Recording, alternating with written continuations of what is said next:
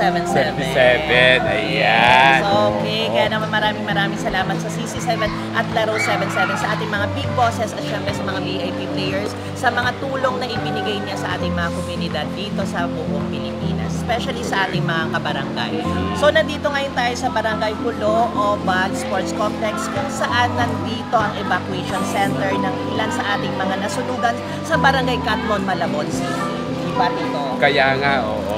Napakaswerte natin sapagkat yung CC7 at saka Laro 77 ay walang pinipiling lugar, lalo-lalo na yung mga nagkaroon ng kalabidad. Katulad dito sa Malabon na nagkaroon ng malaking sunog. Kaya nandito tayo sa Oval Evacuation Center para bigyan ng tulong, hatiran ng tulong ang ating mga kapatid na mga nasalanta ng sunog. Maraming salamat po sa inyo. Ang laking tulong po sa kanila nito. Maraming salamat po. Sana marami pa po kayo matulungan po. Maraming nila kanina, sana may magdala ng food. Oh, ito na. Nakakainin na lang. Sabi ko nga, wish granted, dumating kayo. Correct. Maraming salamat po. Yeah, kaya naman maraming salamat sa ating mga top managements and sa mga VIP players na patuloy pa rin po ang pagtulong natin sa ating mga kababayan. So, okay, pwede na po natin magigyan ng ating mga Okay po. Correct. Ayan. So, ito po. Ready na po kayo.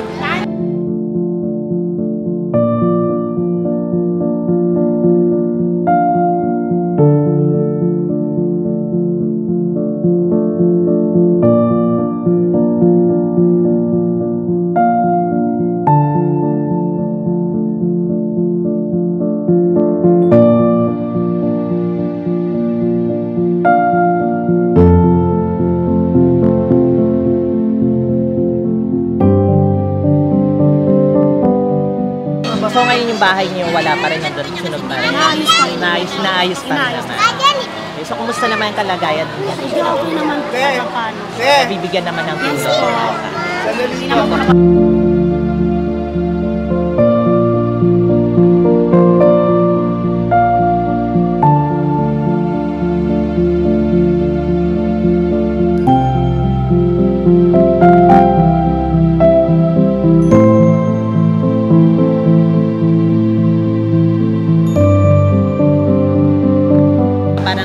Sa Barangay Catmon. Nandito sila mismo sa Barangay Hulo Oval Sports Complex na nag-stay para evacuation center. So ito yung mga kanilang mga gamit sa ibang gamit.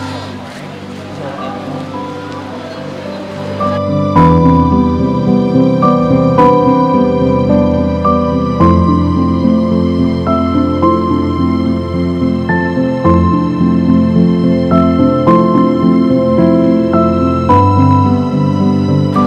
Salamat po ng marami. Thank you po.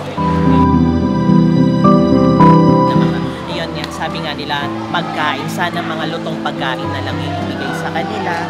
At least ito. Katulad ng dinala natin dito. Sa nakikita nyo, ito yung mga gamit nilang ilan sa mga nasalba nilang mga gamit. Dito pa lang. So, sana hopefully soon maging okay na ang lahat.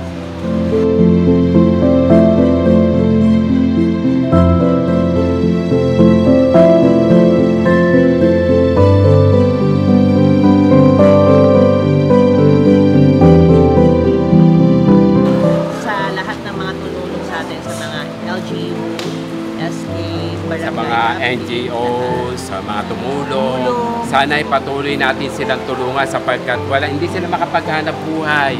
Wala silang tinitira na permanenteng bahay ngayon sapagkat nasunugan niya, kaya nandito sila ngayon.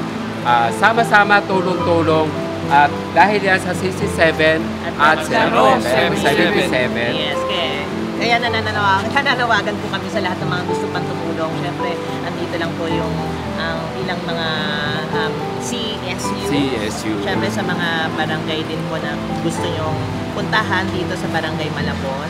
Okay, nangangailangan pa rin po sila ng mga tulong. Especially nga po yung mga pagkain po sana daw. Naluto na. Oo, para hindi na sila magluluto. Yes, kaya naman ang CC7 at Laro 77 ay patuloy pa rin po ang pagtulong sa ating mga kababayan, lalong-lalo na sa bawat barangay dito sa Pilipinas. So kaya abangan niyo po kami sa iba pang mga barangay. Kami ay susugod at tutulong.